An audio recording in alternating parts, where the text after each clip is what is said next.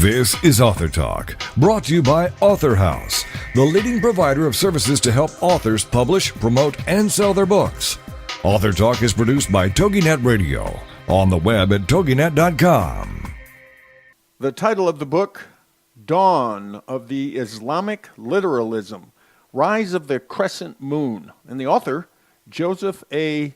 Butta, Jr., and Joseph joins us now on AuthorTalk. Hello, Joseph. Hi, sir. How you doing? Well, great to have you with us, and great to have people like you who teach us about history to really understand reality. And, of course, so many don't understand the Qur'an. I think today, more than ever, we're learning more this or that through the news, but, of course, we don't learn very much from a historical point of view. You say this about your book: want to know what an Islamic literalist really believes and how you can come to understand their motivations to help defend against this ideology? The Dawn of Islamic Literalism provides all of this and more. A lot of books give facts, but you're trying to tell the whole story, put it into context from authoritative Islamic sources. Why all the focus, Joseph? Well, I think really I became motivated going into, it really started probably with the Khomeini back in '79. I really didn't understand what was happening in Iran, so I was just a bystander in watching that. And then there was a lot of religious decrees, and of course, growing up in a Christian home, I really didn't understand how religious people could really speak this kind of vitriol. I didn't understand it at all. So it really came down to going through the 80s and then to the early 90s when I said, well, you know what, I hear people talking about this faith, and I was always interested in religion and I was interested in history, but I didn't understand how you could have a faith and there was so much violence attached to it, or people were doing violent things in the name of this faith. So in my mind, I decided there had to be more. So it was really back in the early 90s is when I started this search to start to become familiar with the Quran. And then, of course, in doing that, I found out there were other authoritative sources that I also had to become familiar with. We all know Muslims in our communities. They're peaceful people. They're trying to raise families, work and enjoy life. It's hard to imagine that their so-called Bible, the Quran, could teach such violence and could teach such world domination. I don't think most people can relate at all to the real truth. No, I think you make a very good point there. And another motivation, as you bring it up, was when people would quote these more violent passages. Usually the response from the Islamic Authority was, well, you're taking it out of context. Yes. So every time a violent citation was mentioned, it was always the same response. You're taking it out of context. So I thought to myself, well, okay, let's take that on face value. How about if we get the entire context and find out what it is and lay it all out in a format, like a great epic, a saga, and then those violent passages will be in there, but also the rest of the storyline, so therefore that argument wouldn't really fly anymore. So therefore, hey, then we'll have those violent passages in their context. So that's what really started me on the trek to writing this book. So you take us back, right, to the 6th and 7th centuries. That's correct. And who was Muhammad? Well, Muhammad was, he came from the Quraysh tribe in Mecca. His tribe, the Quraysh, were the ones that were really in control of what then was considered the Kaaba, which was a place of worship for Arabs who were polytheistic, but also a place of great commerce in Arabia. It was like a crossroads, not that far from the Red Sea. So, unfortunately for him, he was like in the lower social strata of his tribe. His father had died. He never knew him. His mother died when he was 6. He wasn't really raised much with her. He was raised with almost we would say almost like a wet nurse. It was Bedouin women would raise him. So through the Quran and through his life, often he's referring to himself as the orphan, because why didn't other people take care of me? He was on the bottom social strata, and I think that really bothered him. And it reflected in some of the Quranic quotations that wound up coming down against those who he considered to be persecuting him. So how did he write the Quran? What does he claim? Well, according to Islamic sources, Muhammad in the year 610, he was born in 570, so when he was 40, he was practicing a rite that was actually a rite it was a pagan rite. And part of the pagan rite was for about a month of the year, you would go into these caves and you would meditate. Well, in the year 610, he was in the cave, and according to his own recollection, as it comes through the Quran, is that a spirit being told him to recite. And the encounter wasn't very good. It scared him. Matter of fact, on a couple occasions, he even contemplated suicide. So it was very frightful for him. So eventually what happened is these things happen is that when the spirit being, eventually being identified as Jibreel or Gabriel, would come to him, he would go into trances.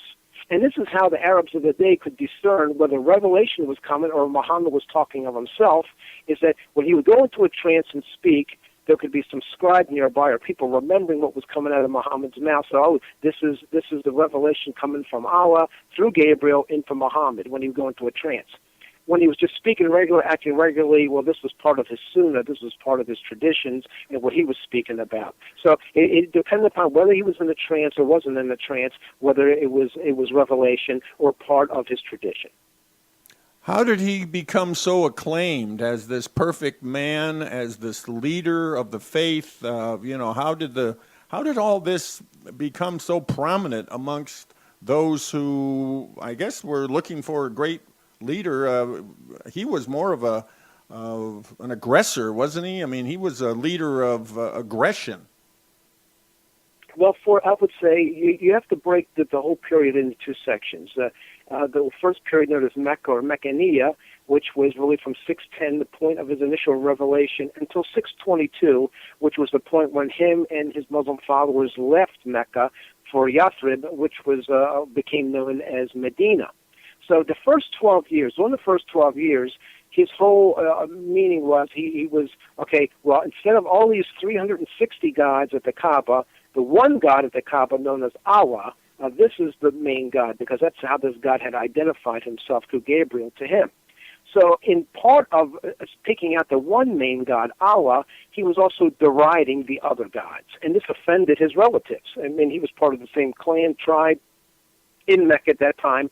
So a lot of the animosity stirs up by him really dissing the other gods of his relatives. So for the first 12 years, by the time the Hijrah occurs, he's got probably about 50 followers, maybe no more than that. So for 12 years of preaching and trying to talk to them, he doesn't have really many followers. The followers really occur after he goes to Yathrib, and then he's really angry with his relatives for forcing him to leave. And then, of course, what he starts to do is, well, the one way to get back with them is they were wealthy, so to attack them in their wealth. Hence, when I talked to you before about him being the orphan and them being more well-to-do. So him and his followers, who are now living in Mecca, would start to raid their caravans and start to despoil their wealth. And, of course, as he did this, he took a fifth for himself, but he shared the other loot with everybody else, and as more people came into that, he's trying to show them how they would benefit through these expeditions. So your book also, besides laying the groundwork, the foundation, the context of this, the whole start of this religion through Muhammad and, of course, the Qur'an, you place the Qur'an in chronological order. Now, what do you mean by that? When the Qur'an was compiled, I'll take the Islamic point of view. The Muslim point of view is it was compiled no more than 19 years after Muhammad's death. So if he died in 632, this brings us around 651. The third caliph, known as Uthman, got different codices. There was different versions of the Quran. He eliminated about 4 different ones, and he picked the Medina Codex as the Quran. Well, when he put it together, when he had all these different chapters, he decided to put them in order from the largest in the front to the smallest in the back. Well, when he did that, it took it out of any sense of chronology. So, for instance, when you started chapter 1, chapter 2, actually chapter 2 in the Quran wasn't revealed till 623. Well, that's a problem since the whole revelation started in 610. So what I did is I went back through the Islamic authoritative sources and I examined and put it all in a chronological order, the best that I could determine. So really, the Quran, instead of starting with chapter 1, it actually starts with chapter 96, and that's how the book starts. So you'll see all these different numbers, but I put it all in chronological order so that you can better tell the story and understand what was happening when these revelations were revealed. So as we study your book and we start to see all this in perspective, we then can begin to understand what's going on and everything we see in the news today. I mean, it starts to make sense.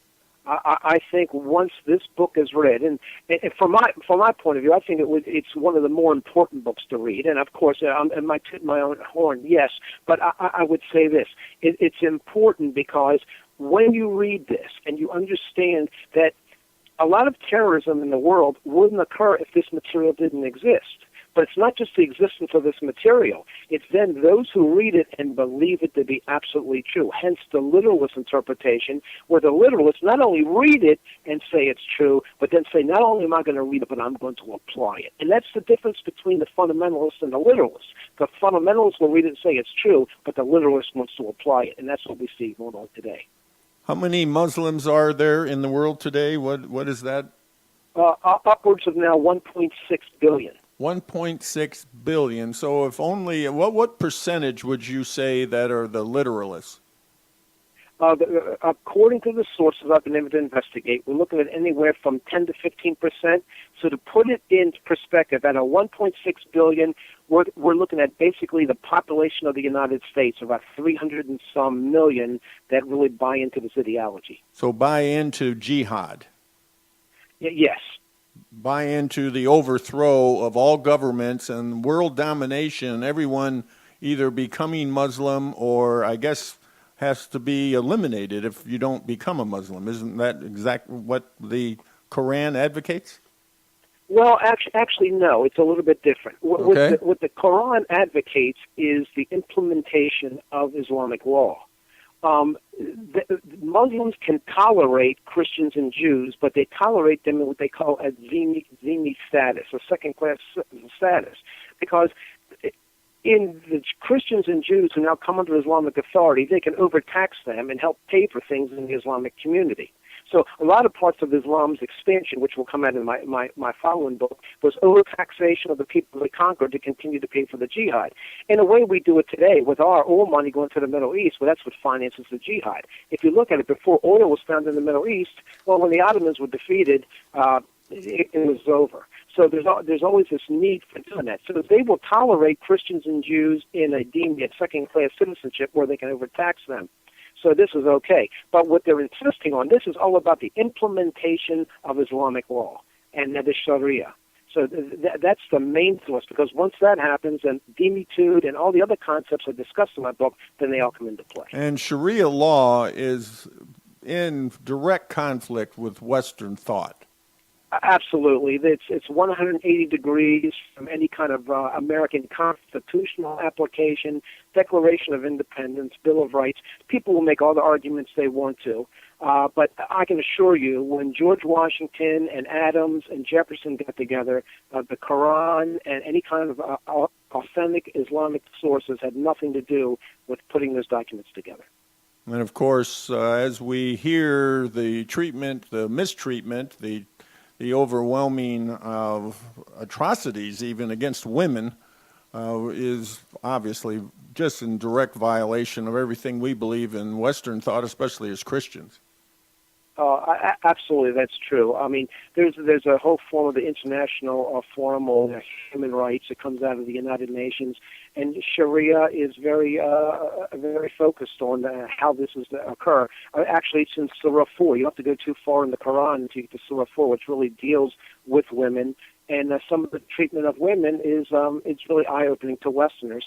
I tell a lot of folks that when you look into this, the one thing that misses in all these rules and regulations, especially when it comes down to women, is there's no love.